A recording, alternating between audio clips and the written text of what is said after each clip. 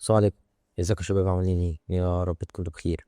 انا عارف ان انا غبت بقالي فتره طويله، ولكن انا راجع لك بمفاجاه. طبعا انا اخر فيديو نزلته كان 10/8، والنهارده تقريبا انا بصوره اهو الساعه تعتبر 8 الا ربع الصبح. يوم 29/8، تقريبا غياب حوالي 19 يوم.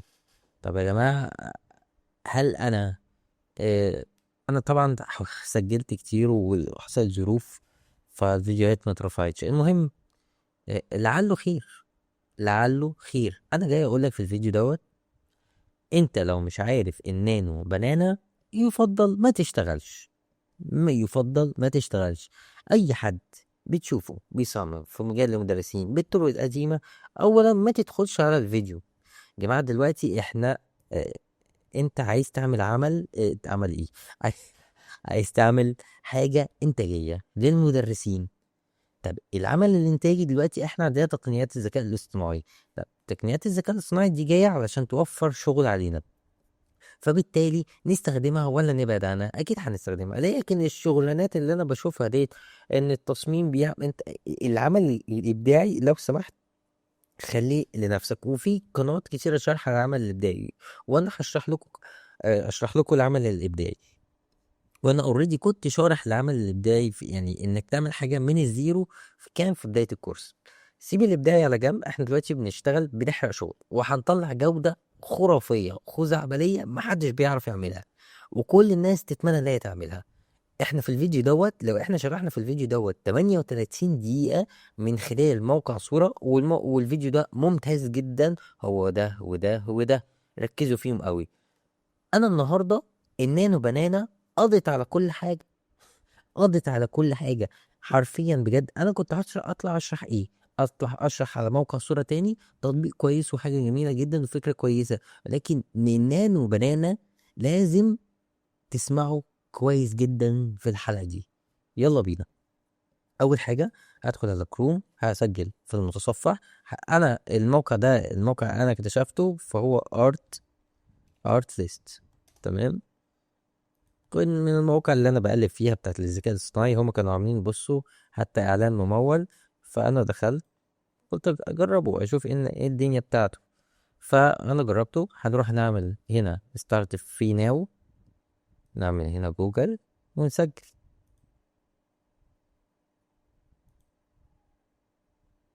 خلاص كده احنا سجلنا. هنبتدي اللي احنا عايزين نعمل التصميم دوت عبارة عن شرح الفصل السادس مثلا لمدرس تاريخ. مدرس التاريخ دوت تقريبا الفصل السادس فيه محمد علي وفيه الخديوي توفيق.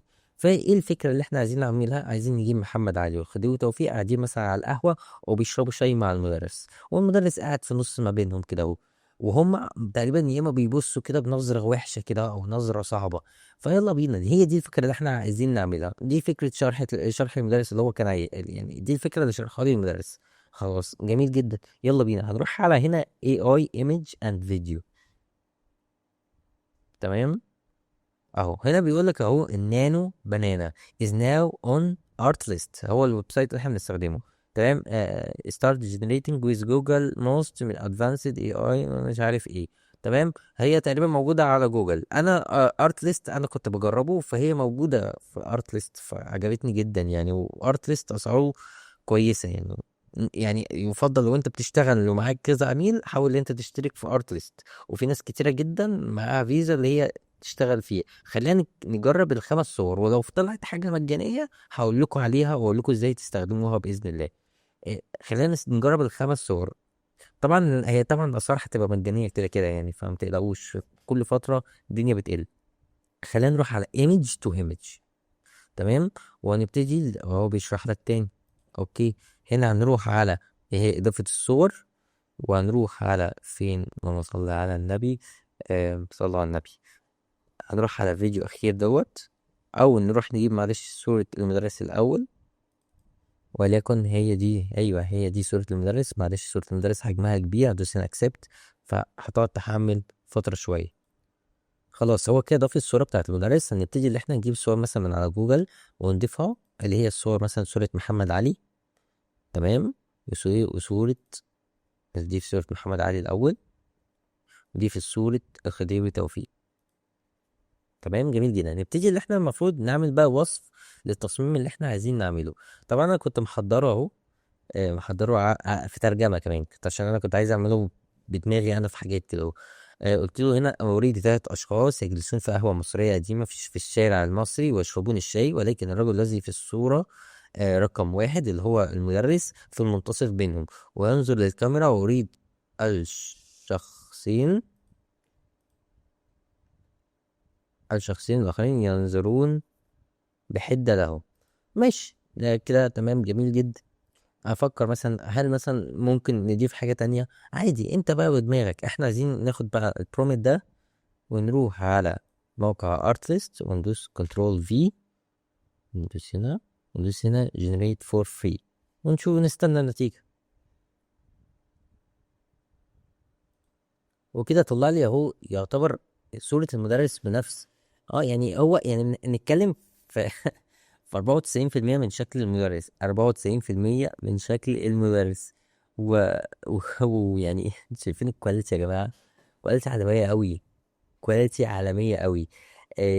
لو انت حسيت ان شكل المدرس اختلف، هتروح لطريقتنا بتاعت صورة، هتروح تعلم على الوش، وتبتدي اللي احنا ندمج ما بين الوش والوش. طبعا شغل الفوتوشوب عمره ما هيروح يا جماعة، لازم اللي احنا هنستخدمه. تعالى بس نكتب حاجة زيادة شوية في البرومت. وأريد الشخص فين، وأريد الرجل الذي في الصورة رقم 1 في المنتصف بينهم.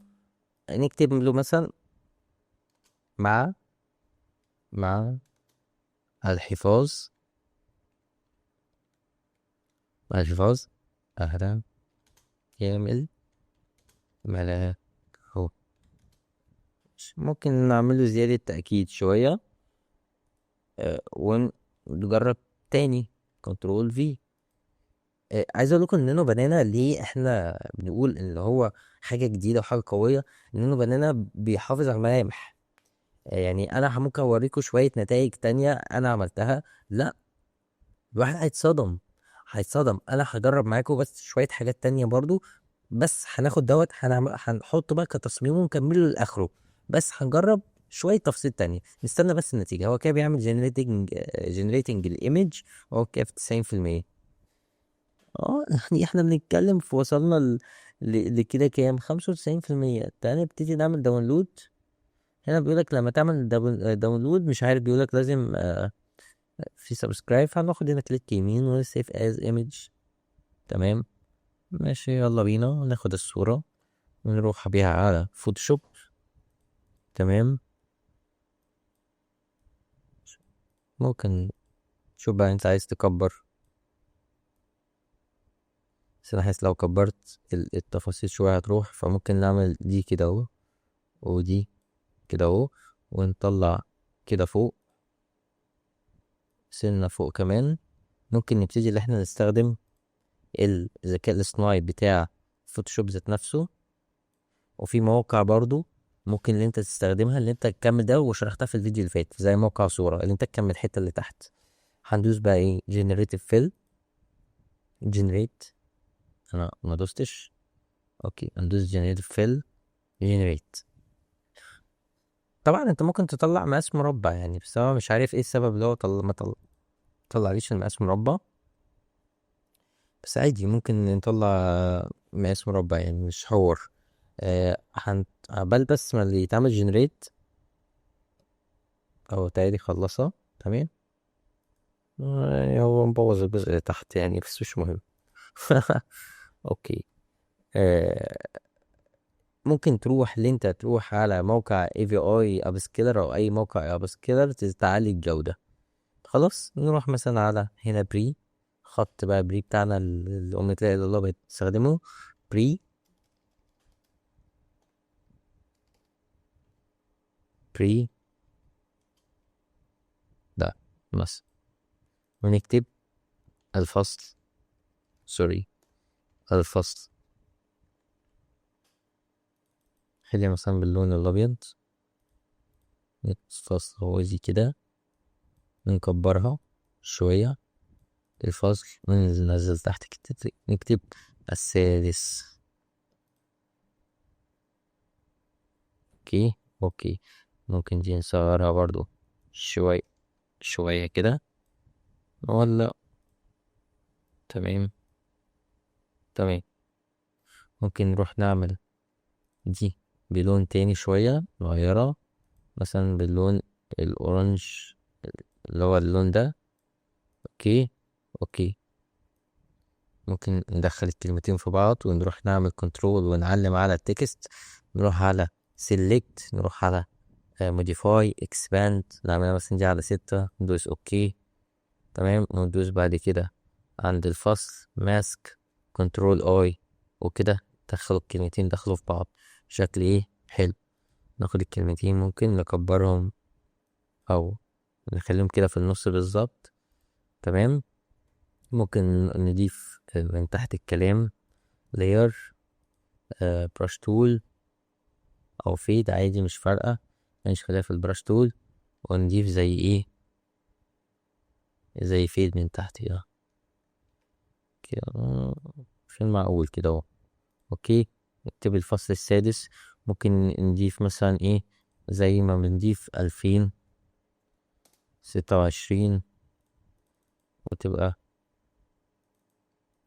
كلها مثلا باللون الابيض. ندوس اوكي. ونضيف مثلا اسم المدرس مثلا في الحتة دي. تمام. ويبقى شكرا التصميم خلص. التصميم كده خلص. انت فاكرين يعني فاهمين يعني تصميم ابسط من البساطة. ممكن نيجي هنا مثلا شيفت كنترول الت اي، لا دوست كنترول الت اي. تمام. ونروح مثلا على فلتر، لو احنا عايزين نظبط بس كام حاجة كده بسيطة في الالوان، نظبط الاضاءة، الزوايا تمام. ممكن دي كده، ممكن نروح على الرسالة، ممكن جرينز نزودها السبوتلتي. ومثلا ننزل تحت على الهيو، نغير كده حلو مثلا. لا، درجة الأصفر دي كانت كويسة. نزود سنة في الساتوريشن، يبقى كده قبل كده بعد. ممكن على حسب بقى كل واحد وطريقة تفكيره في التصميم هيخلصوا ازاي. بس ممكن دي نقلل شوية في الأوباستي. بس يا جماعة ممكن نضيف هنا مثلا كلام في زائد الشرح مثلا مادة التاريخ. تمام. نعمل شيب كده اهو من تحت اهو، شرح مادة التاريخ، أو مثلا مراجعة شاملة على كل أجزاء المنهج. انت فاهمين الفكرة يعني. هنعمل مثلا زي شيب ونكتب فيها الكلام ده. هنا مثلا تحط اللوجو بتاعك، أو هنا مثلا تحط اللوجو بتاعك، هنا تحط اسم المدرس. كده خلصنا. شكرا للتصميم. موضوع أبسط من البساطة بالنانو بنانا. هنروح مثلا، لا معلش هنشيل بقى ده كده ونسجل في ايميل تاني عشان افهمكم كام نقطة. تمام. خلينا نروح على لحظة، تقريبا انا مسجل هنا. لا. طيب نروح على يونريدا ميديا ونكتب art list. art list. بنروح على موقع art list. تمام. نروح على AI image. تعالى نشوف. تعالى نعمل بس sign in. كده سجل خلاص. مش عارف هو الميديا هنا مش جايبينها الأخيرة اللي أنا مش اشتغلت بيها. فأنا ده كل اللي أنا عايزه. الميديا favorites home. أنا عايز اللي أنا أوريكم الميديا اللي أنا يعني اللي أنا عملتها. يعني أنا مستغرب اللي مفيش الصراحة. أكيد الموقع هيتطور يعني في المستقبل يعني يبقى أفضل أكيد يعني. لو مفيش تعالى أقول لكم، أنا هقول لكم نعملها من البداية. شيل بقى ده ونرجع تاني نروح على الأكونت اللي احنا كنا لسه عاملينه art list اهو. اوكي. نروح على اهو AI image الفيديو. تمام. نروح image to image. طب والله هو كان عاملها. استنوا يا جماعة معلش تاني. هات جوجل، نريد ميديا، نروح على art list تاني معلش اهو. هنروح على AI image ونروح اللي هو image to image عشان هيجيب لنا الحاجات اللي احنا عملناها اهو. بصوا يا جماعة بص انا حطيت هنا المفروض صورتي، تمام، والمفروض ان الصورة كده اهو. خلينا لحظة، حطينا الصورة اللي هي، خلي دي كده، من دي كده اهي. حطيت صورتي دي. عايز اوريكم شوية حاجات، يعني هنا هو بالليل التيشيرت انا قلت له حطني في بحر، راح ابقى حاطيني فعلا في بحر بنفس شكل وشي، وبالليل التيشيرت، يعني اوه، ايه الجمال ده. على حسب بقى ما تكتب برومبت حلو يعني انت. نقطة تانية هنا، وشي ممكن مش شبهه قوي، تمام، بس انا شايف ان في، ان يعني مثلا ايه حواف الوش مش شبهي، بس الملامح هو انا، فاهمين الفكرة. هنا برضو انا مصدوم، هو اي نعم جسمي مش مش تخين قوي كده، الدقن والشنب والضحكة والخدين كده عند العين، ده انا يعني، ده انا فعلا. ولكن شعري مش كده، يعني شعري مش بالمنظر ده. فالنانو بنانا لا، ده دخل بغشومية قوي، بتديله صورة واحدة ويطلع لك الكواليتي دي. لا لا، هنا زي ما بقول لك ده وشي، ده انا كل ده هنا بقى انا كل حاجة، انت فاهم الفكرة، هنا انا كل حاجة. فتعال نجرب حاجة تانية، احنا بنلعب اهو.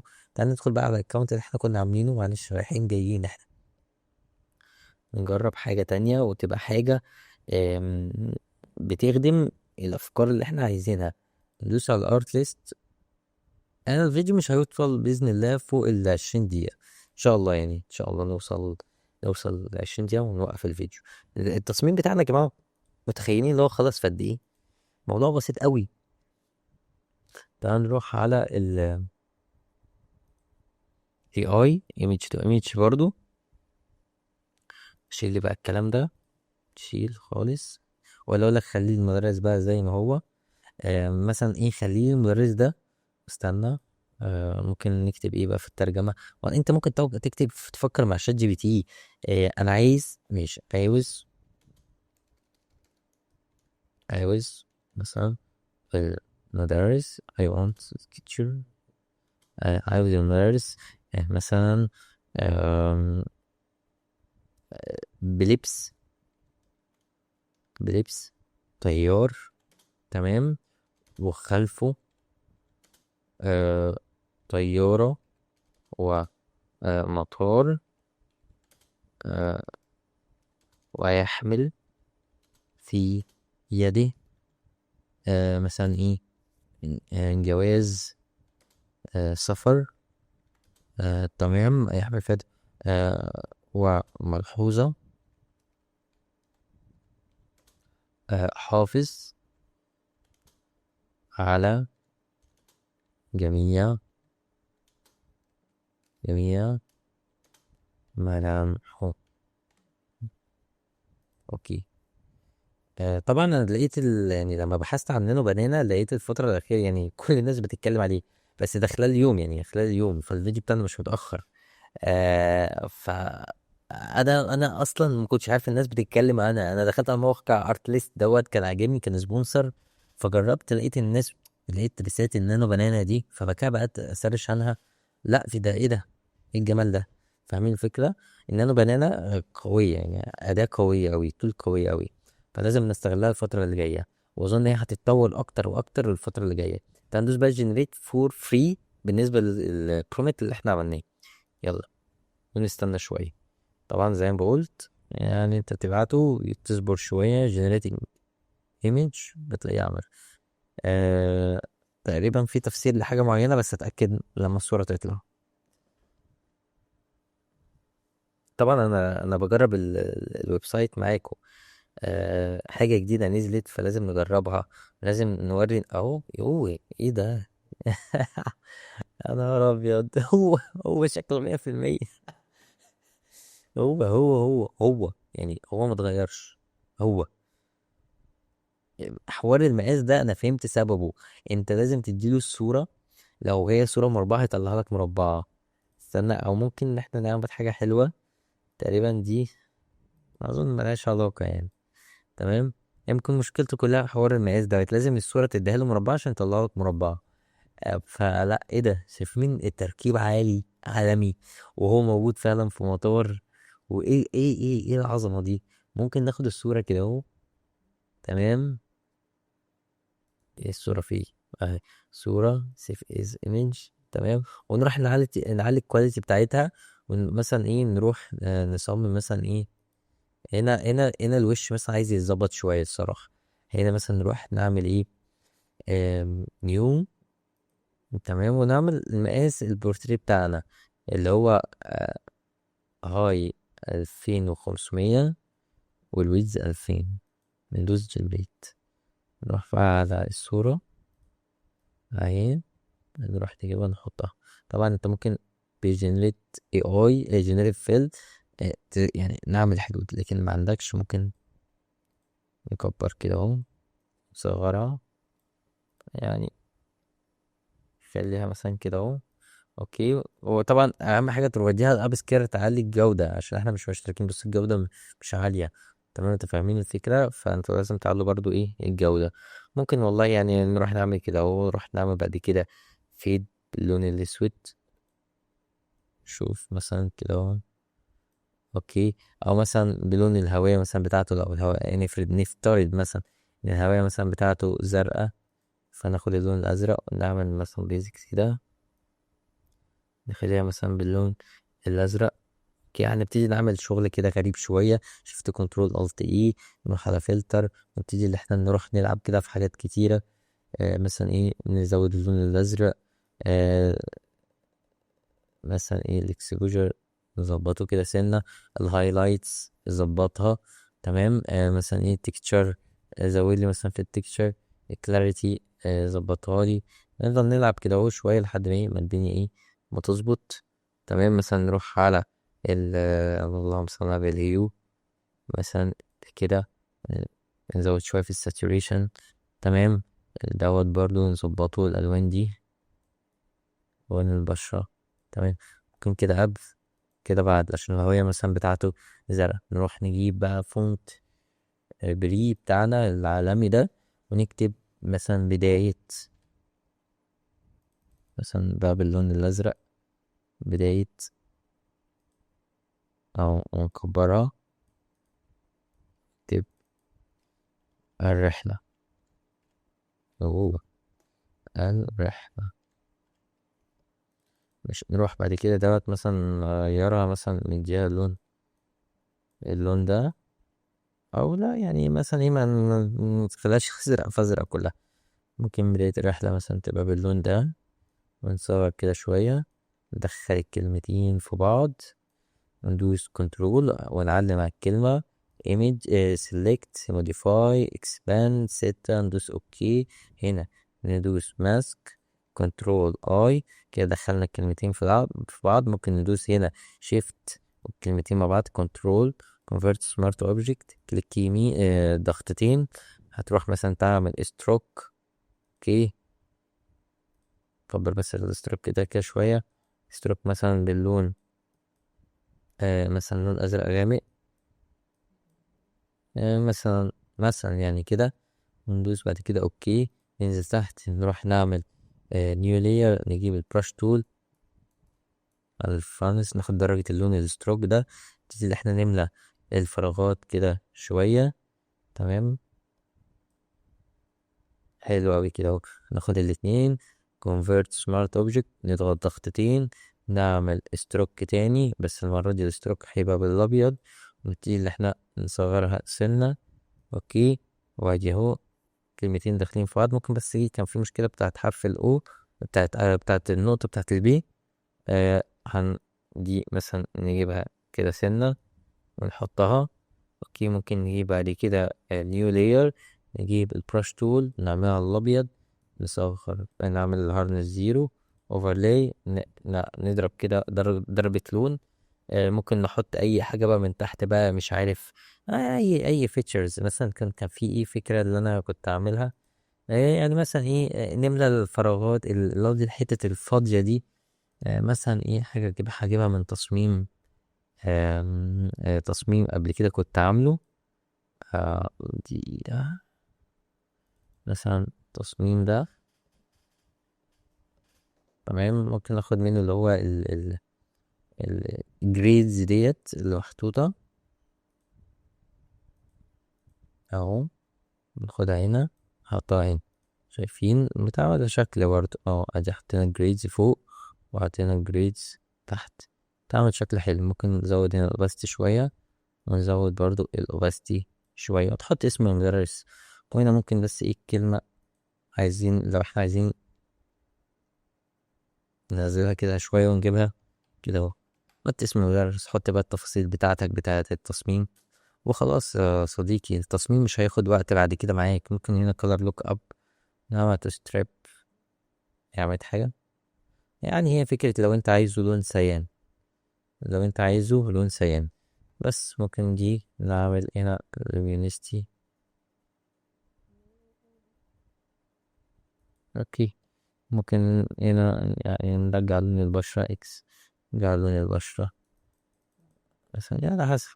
هندخل لونين كده، ندخلين لونين في بعض اكس اوكي تمام. ممكن من غيرها او بيها، شوفوا بقى ايه انتوا وذوقكم.